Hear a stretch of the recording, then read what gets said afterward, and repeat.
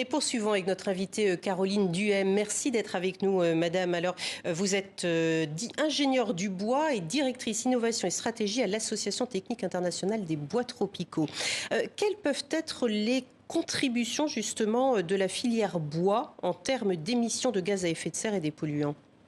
Tout d'abord, merci de nous accueillir et de nous permettre de présenter ce que nous pouvons faire pour la gestion forestière durable. Donc en effet, on vient de voir une intervention sur la COP28. Aujourd'hui, l'enjeu de cette COP pour les forêts, c'est d'une part de voir comment ces forêts peuvent s'adapter au changement climatique et s'adapter au nouvel environnement dû au réchauffement climatique, mais aussi quelle part peuvent-elles jouer dans la contribution à la réduction des émissions de gaz à effet de serre. Les arbres, où qu'ils soient, sont des sources de captation du carbone dans le tronc, les racines, elles dégagent de l'oxygène. Aujourd'hui, les forêts qui captent le plus le carbone sont les forêts tropicales. Et il y a un vrai enjeu à conserver ces forêts tropicales. Et si on reparle de la COP28, on peut s'étonner de l'absence de cette thématique, en tout cas formelle, dans les agendas de cette semaine, de ces 10 jours de COP28, alors que le rôle des forêts est primordial. Alors, elle n'est pas à l'agenda, elle sera peut-être dans la déclaration finale. On le souhaite et on l'appelle. Puisque la gestion durable des forêts, c'est finalement un mécanisme qui permet donc de gérer durablement les forêts, c'est-à-dire de prélever. Alors on parle d'un prélèvement d'un arbre à l'hectare sur 25 ans. On est très loin des schémas on rase un terrain de foot. On est très loin de ce mécanisme-là. Donc on parle d'un prélèvement très doux, mais aussi d'une contribution au développement local, puisque c'est des sources d'emploi. C'est souvent le premier employeur privé dans ces pays, dans les pays producteurs. C'est également un moyen de conserver la biodiversité, de conserver les écosystèmes. Donc c'est une gestion qui permet vraiment d'équilibrer l'ensemble des thématiques du développement durable, tout en contribuant à la lutte contre le réchauffement climatique. Alors vous parlez de gestion justement. Quel lien faites-vous entre le changement climatique et la dégradation de l'état de santé des forêts?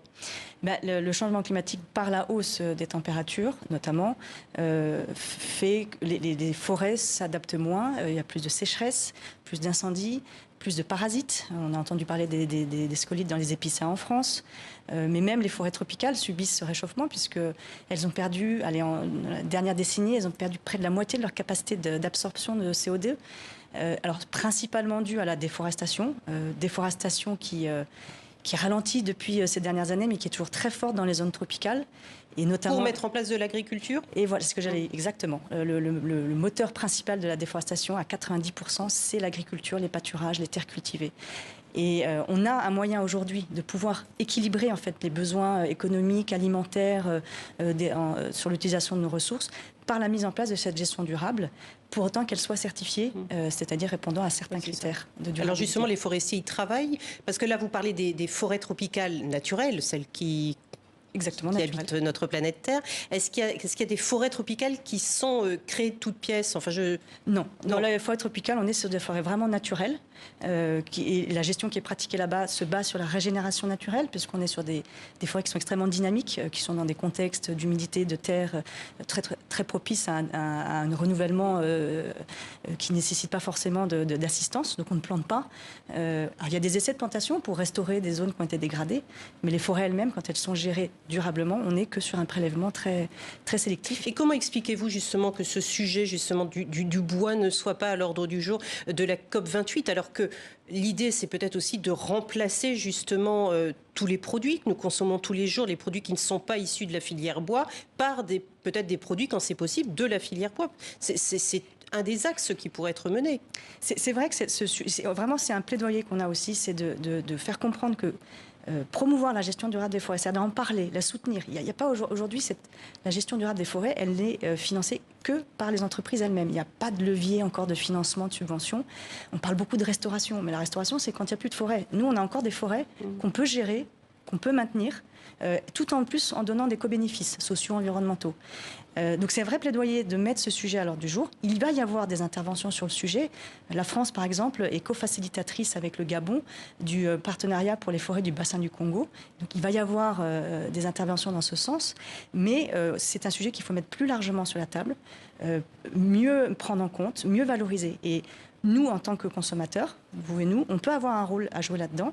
C'est en achetant des bois tropicaux certifiés, c'est-à-dire qui répondent à un certain nombre de critères qui ont été vérifiés. Et c'est un message un peu contre-intuitif, mais consommer un peu de bois tropical au bon usage. L'idée n'est pas de remplacer. Et c'est quoi ce bon usage? Le bon usage, le bois tropical, il y a des qualités intrinsèques de durabilité à l'humidité, à l'eau, aux parasites naturels. Il n'y a pas besoin de les traiter. Donc ce sont des usages extérieurs, menuiserie, escaliers. Donc des usages à longue durée. L'usage à longue durée. Ils ont aussi des qualités esthétiques, avec une palette de couleurs incroyable. Donc consommant un peu de bois tropical, c'est conserver les forêts. Parce qu'aujourd'hui, la gestion durable, c'est le petit frère de la conservation intégrale. Et il ne faut pas l'oublier. C'est un vrai acte militant aujourd'hui, je pense, de consommer du bois tropical certifié. Merci beaucoup Caroline Duhem d'être venue sur notre plateau pour nous parler de cette filière bois dans le cadre de la lutte contre le changement climatique. Merci à vous.